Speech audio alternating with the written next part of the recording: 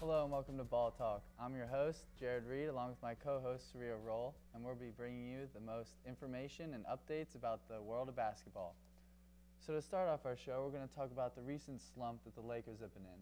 They started out the season 1-4, and recently after their loss to the Utah Jazz, Kobe Bryant was giving Mike Brown this stare of death, and that it was caught on tape, and everybody just loved it. But what do you think is going on in Lakerland? Right now, they have the best starting lineup in the league on paper.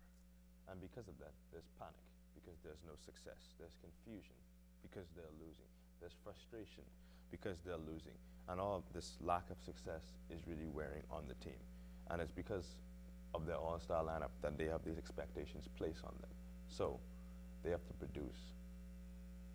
I'm going to highlight two things you said. You said they are in panic, which is 100% true. They are freaking out. They didn't win a game in the preseason, and they've only gone 1-4 since that started.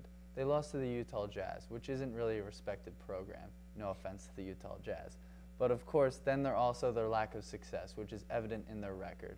Now, that's not as much of an importance just because in 2010, the Miami Heat needed 8 games in order to get to a 500 record.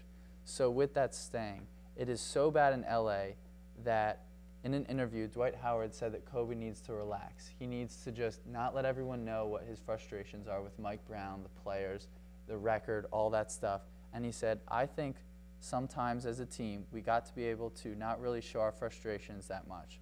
That was after they fell 1-12, including the preseason. Do you think that there's struggles in the locker room and not only in the court? Right now, yes, there are struggles, because when they're losing and they're not being successful, there's tension in the air, especially with someone as ferocious as Kobe Bryant. He will not accept mediocrity, and as a result, they have to produce in order to relieve the tension in the air. I don't think it's going to be long-term because this team will win, but for right now, there's a lot of tension. I think there's tension also just because of the drastic different personalities. You have Kobe Bryant, most determined. He's been in the league for over 12, 13 years. He knows what's going on. He's been under Phil Jackson, who is arguably the best coach of all time. Everyone says he is the best coach of all time. So it's not even an argument anymore. And, then you have Dwight Howard, who on the other side, happy-go-lucky, goofy, a lot like Shaq was when he was on the court. Everybody just loves him. And when you have those two superstars meeting in the locker room, right after a loss, you might have Dwight cracking a joke, and that would just, just frustrate Kobe even more.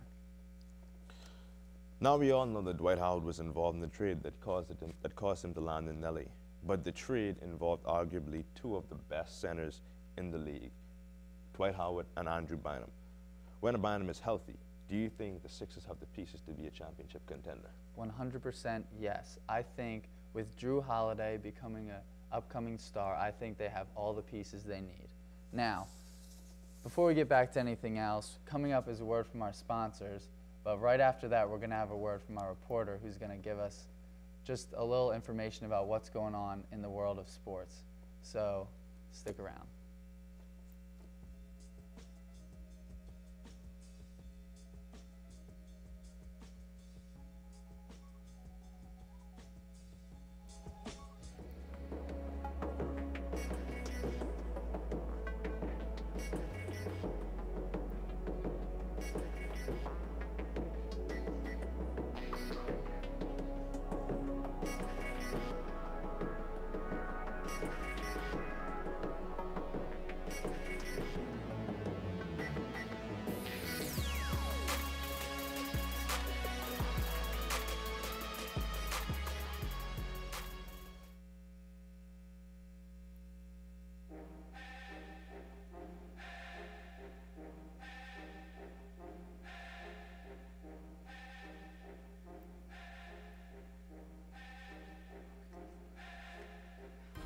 Hi, and welcome back to Ball Talk. We're going to hear from our reporter, Morgan, who's going to give us some information on what's going around in the world of the NBA.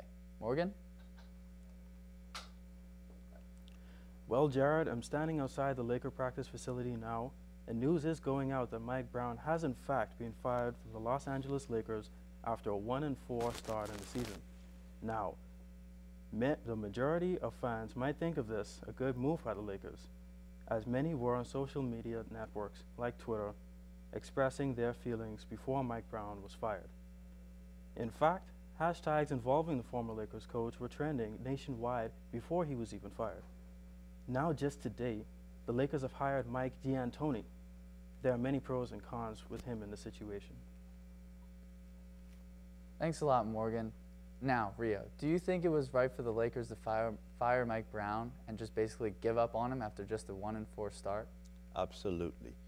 The reason why, he's a defensive coach, and the Lakers were literally playing no defense, allowing over 100 points every single game. Reason number two, he's used to working with one superstar, LeBron James. Now he has 6 to work with. Right now, I think he's overmatched.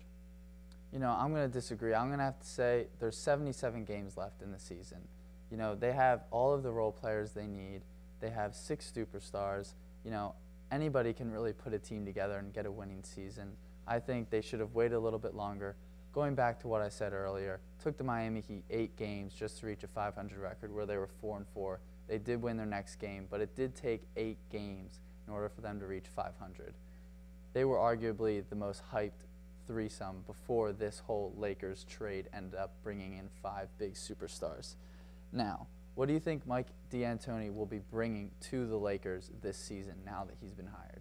I think he'll bring a high-powered offense to a already super overpowered team. He's going to bring an up-tempo game to this team, but what I don't think he'll utilize is their size, and that's because you got Dwight Howard and Pau Gasol in the middle. You want those 2 guys to post up, but with the up-tempo offense, they won't be utilized as much as they can. But I still think he'll be an effective coach because they have so many good perimeter players.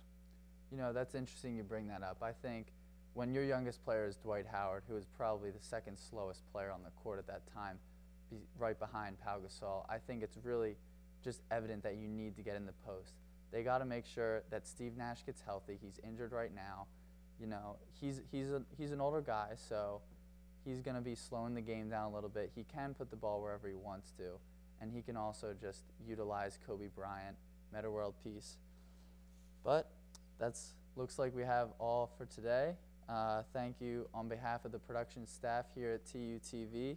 Thank you for joining us here on Ball Talk, where we will give you constant news and updates on the world of basketball. I'm Jared Reed with my co-host, Saria Roll. Thanks a lot.